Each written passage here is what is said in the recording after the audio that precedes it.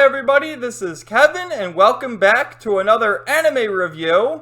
And today I'm going to be continuing my JoJo's Bizarre Adventure review series, now on to part 3, Stardust Crusaders, which is actually the longest arc in the series as far as the anime goes anyway, at 48 episodes, and so it was split into 2 separate Blu-rays, the first half being dubbed The Road to Egypt, and then the second half being dubbed The Battle in Egypt, which we'll cover this next week. It's going to go over the first 24 episodes in this week's video.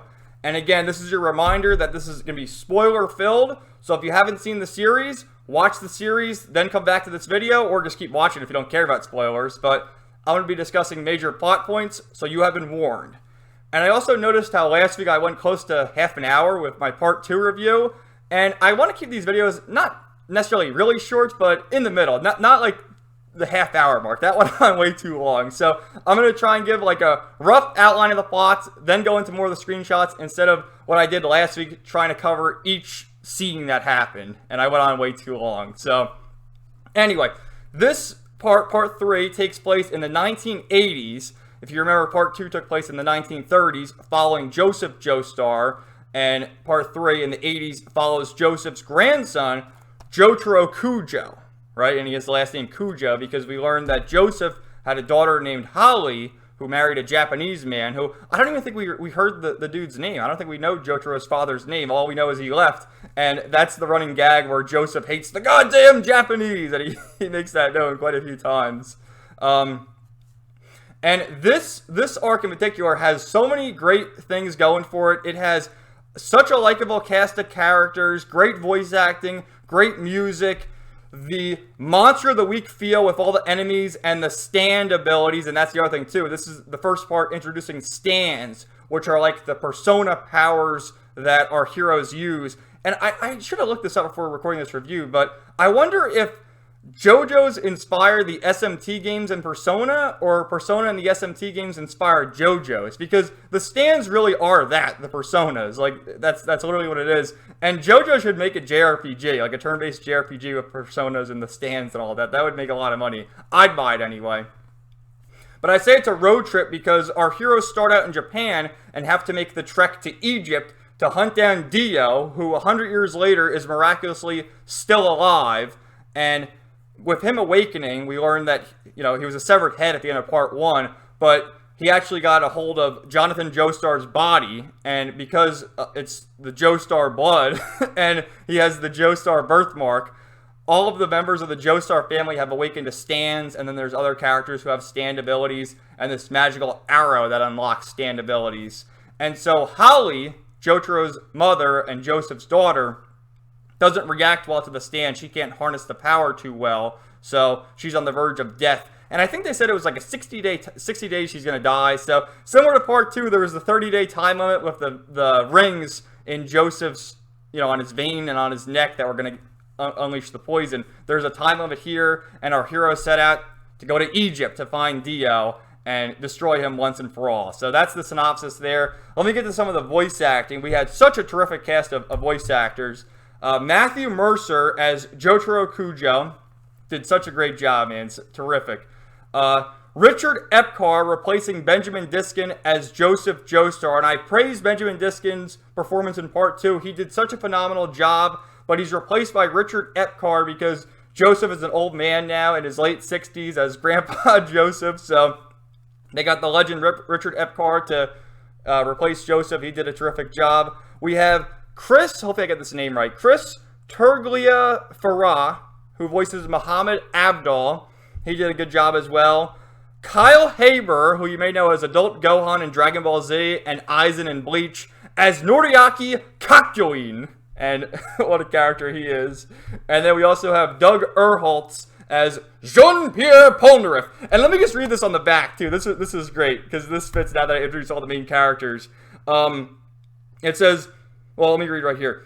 When Salvagers unwittingly revive the undead evil, that's Dio, an extraordinary family experiences an awakening of new and unusual metaphysical powers. Now it's up to a British American, that's Joseph, his Japanese grandson, Jotaro, and a band of unlikely fighters to shake their dark past and fight for a brighter future. And the other unlikely fighters, we have Abdul, who's an Egyptian, Kakyoin is another Japanese high schooler, and then Jean-Pierre Polnareff is a Frenchman. So what a what a cast of characters joining the group. So you have all that. Let's see, who voiced Holly? Holly's voiced by Julie Ann Taylor, right? Oh, we have Stephanie Shea reprising her role as Suzy Q, which Suzy Q got married to Joseph. So we got all that. Patrick Seitz reprises his role as Dio. And then some of the other characters, there's like Monster of the Week characters, like Ray Chase. Amari Williams, he voices this guy named Haw Horse, who appears a few times here, and then later in the second half. He did a great job. Grant George as Steely Dan. That's the other thing, too. We have all sorts of characters named after bands and whatnot. And with the stands, it starts out as them being named after tarot cards, right? We have Jotaro's is Star Platinum, Joseph is Hermit Purple, Hierophant Green, Magician's Red, Silver Chariot. They're all named after tarot cards, but they run out of the tarot cards. So in the battle in Egypt, the next one, they change them to Egyptian gods, and then after the Egyptian theme's over, in the later parts, they're all named after bands. And I guess there's a bit of censorship, at least of the English dub, because they can't use, they don't have the copyrights to use the names. Like Steely Dan in the English dub is called Dan of Steel, so they do a little censorship things like that. So anyway, it starts out with Jotaro, who, well, before that, Salvagers uncovering Dio's coffin, which I was kind of confused about that, because at the end of part 1, you know, they killed Dio, at least we thought, and I'm pretty sure Arita used the coffin as a raft, but apparently Dio's still alive, and he was able to get Jonathan's body, and he was in this coffin for 100 years, but he's a vampire, so it makes sense, right? So he's there, and then Jotaro is in jail by his own admission, and he's like, this dark power is inside me, and look what it does, and using Star Platinum as stand, he's able to like take the cop's gun, and he tries to shoot himself, but Star Platinum stops it. He's like, the evil spirit's within me. And Jotaro is kind of an asshole to his mother. Like, his mother's like, oh, Jotaro, we have to help you. Shut up, bitch! Like, he calls her a bitch. It's like, what do you say that to your mother for? And then Joseph shows up, and he's like, who the hell are you? What are you doing here? And if you remember, Joseph had a mechanical hand, and Jotaro, using Star Platinum, like, rips the finger off, and he's like, my finger, oh my god! And that's one of Joseph's things all throughout this part here. Anytime something crazy happens, he goes, oh my god! Holy shit! He just does that, and then Jotaro has a catchphrase where he goes, oh, good grief. And then when he gets more animated, good freaking grief. Which, every time he says it, I was dying. It hits so well. It's just such a crazy, over-the-top catchphrase that the way Matthew Mercer delivers it, so good, man. So good. So, as you know, the episodes go on, we get introduced to Kakyoin, who is like painting something as Jotaro's walking down the stairs, and you hear this ominous music, and then like a limb from the tree hits him, and Jotaro falls, seemingly breaking his leg, but he's like bleeding all over the place, and then this ominous music continues to play, and you have Kakyoin walking down with this effeminate pose, just like, almost like he's wearing high heels and they're clicking as he has all these bandages, giving it to Jotaro, and he's like, oh, you slipped, you know, do you need this bandage? And Jotaro, blood gushing out of his leg, is like, it's just a scrape, but thanks anyway. And then he starts walking away. And again, this ominous music keeps playing, because at the beginning, Kakyoin is a villain.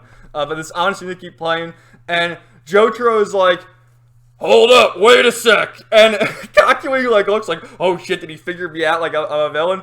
I never said thanks. What's your name? And then Kakyoin fights him later, well, killing the nurse. There's like this nurse that they kill. It's like, Jesus Christ, man. What'd she do?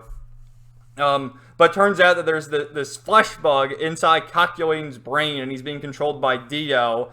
And Jotaro is able to use Star Platinum to take it out. And then Kakyoin vows, he becomes friends with Jotaro and vows to you know, seek out Dio. And then you learn about Joseph Stan Hermit Purple, which he explains he can use it to get in contact with Dio because he has the Joestar birthmark with Jonathan's body, but he has to destroy a very expensive camera each time he does it, and he's like, yeah, he destroys this camera, then it prints out a picture of Dio, and it's like, we have to use this to figure out where Dio is, and Abdal sees that there's like a fly there that's a native species to Egypt, and says, oh, he's in Egypt, so they gotta make the trek to Egypt, which is what they do.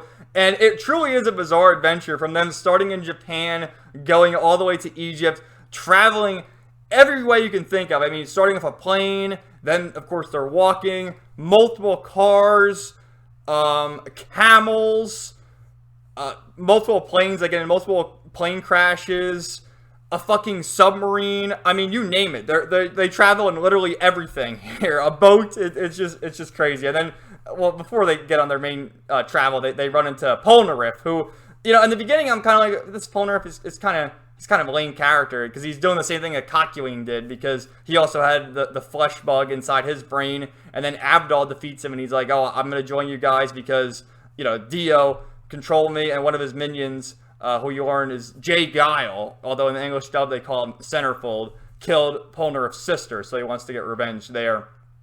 And he joins, and I was kind of like, they did the same thing with Kakyoin.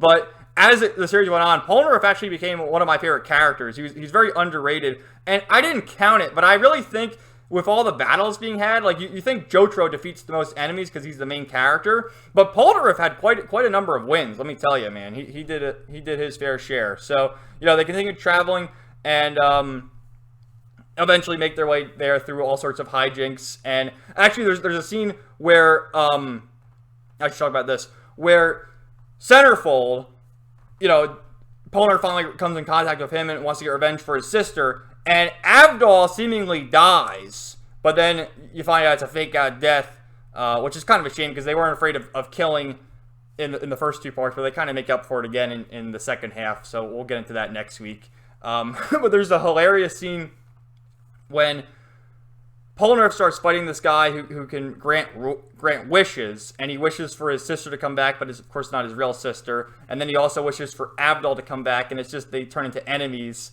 And then out of nowhere, you see the real Abdal comes back, and it's like, is it really you, Abdal? And there's this epic line where he's like, yes, you have better believe I am, where Abdal proclaims that he's back. So some really good shit, man.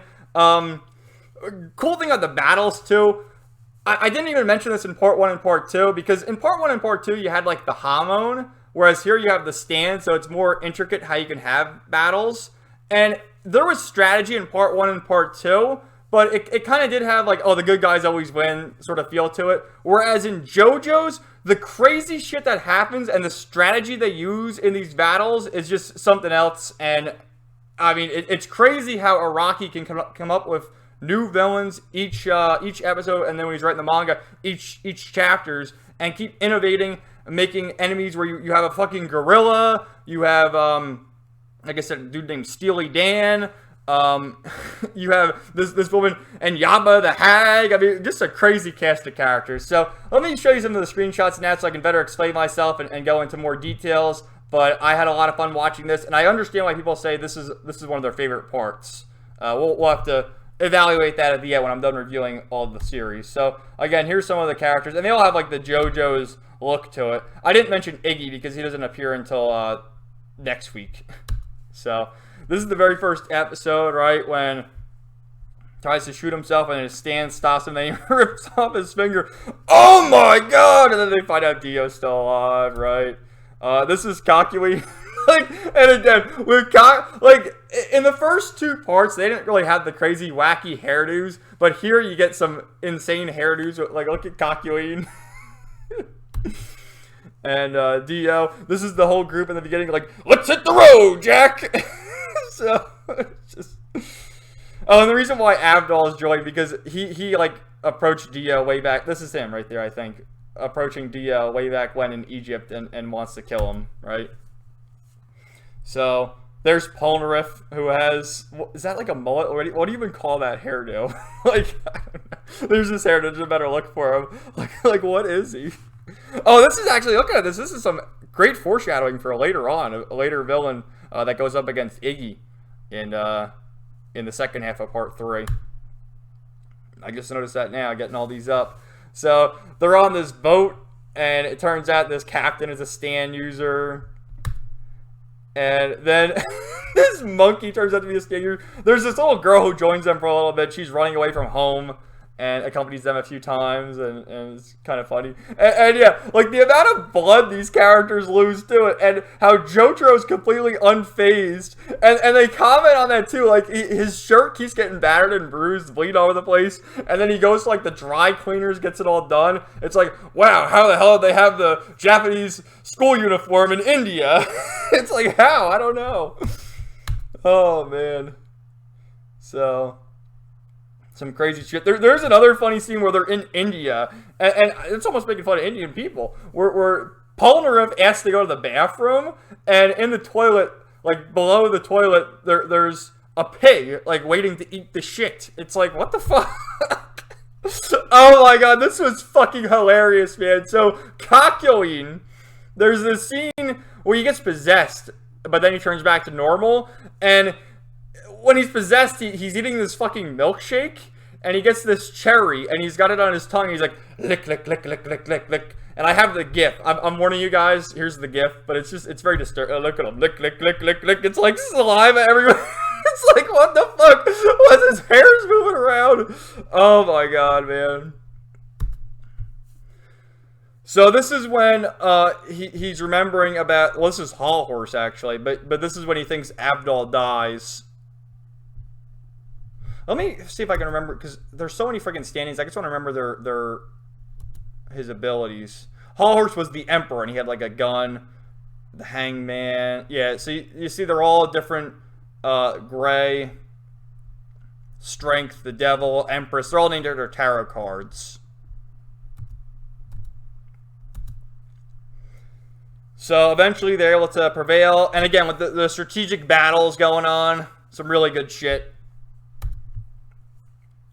This is one, there's like this growth on on Joseph. It starts fighting him. Oh my god, I could hear this image right here. Oh man, some really good shit. So yeah, here's Enyaba the Hag, who's like the not the mentor, but like the one of the people who's beside Dio. And it cuts to Dio every so often where he gives a little monologue, and you get to hear Patrick Seitz' voice acting, who always does a phenomenal job. Just crazy, man. So yeah, this is when they start fighting Steely Dan, and Steely Dan has this thing where his stand shrinks and is going into the brain and is gonna, like, you know, shut off the brain in I think it's in Joseph, and Jotaro has to do his bidding. Right, and as Jotaro's doing his bidding, he keeps writing in his journal here, and Steely Dan keeps saying, like, "What are you writing there?" And he says nothing. At the very end, after he finally defeats him, he does this, and this is where the thing too, where the stand, particularly Jotaro's, goes Muda Muda Muda Muda Muda Muda every time it attacks. It's so funny, but he writes the rest of the receipts and he throws it out. Your tab. Keep the change. Good grief, it's such an epic line, man. Such an epic delivery. So yeah, they're riding fucking camels. This was great too. They're going up against the sun. They start hallucinating because the sun's getting so hot. They're like, "Where's the water?" They're walking in the fucking desert. Oh man, I get like this evil baby. Which the only one who notices it's evil is Kakyoin, and the rest just like, "Oh, it's just a little baby. We gotta take care of it." And they're like, "No." And they get in a fucking plane crash. and they like mention how this is like Joseph's third plane crash or something. Because yeah, he got in the one against cars in part 2, right? Oh yeah, so they make it to this island and they see this dude who looks just like Abdal. And no, I'm Abdal's father. You gotta stay away from these parts. What have you done to my son? And Polnareff goes up against this stand user who grants wishes, brings back his sister, and then also brings back Abdal. But then the real Abdal shows up and goes, yes, you had better believe I am, and it's such an epic pose, and the music playing, so fucking good. And also, they get the submarine. That's the other thing, too, I forgot to mention. So, Speedwagon had died, you know, because many years had passed. He was an old man in part 2, so naturally he died. But the Speedwagon Foundation is still around, and they assist our heroes throughout this part and later on the other parts. And the Speedwagon Foundation gives them a fucking submarine to continue their journey. Like, how do they get a submarine? So yeah, then Joseph has to talk to Susie Q to tell her everything's okay. And you see, like, older Susie Q, like, oh, how's my Jotaro doing? Where's my Holly? Oh, you know. So, they eventually make their way there, and they get a new car from the Speedwagon Foundation, and it ends with them finally in Egypt. And they're going to continue their journey and find Dio in the next half. So, yeah, man, I'm glad I was able to shave 10 minutes off compared to last week, but hopefully I covered enough ground. Definitely enjoyed JoJo's Bizarre Adventure. I see why people enjoy part 3 the best. But again, you'll have to wait for my other reviews, because at the end, we're going to rank all 6 parts. And I figure I'll show you more of the Blu-ray. I didn't even show off the first Blu-ray, but this is, you know, the manga drawing of Jotaro. And then we have Joseph, Abdul, Kakuin, and Polnareff. So, and then one other, I guess a minor complaint, it's not a big deal, but, you know, in the first 2 parts, you had, like, the British accents, and then in part 2, you had Caesar Zeppeli, who had the Italian accent, and they didn't do a French accent with Polnareff. That was kind of a missed opportunity, but still a good job, and, you know, I can't really fault them for that. So, thank you guys so much for watching. Let me know your thoughts in the comments down below, and stay tuned for more videos coming soon. Everybody have a great day.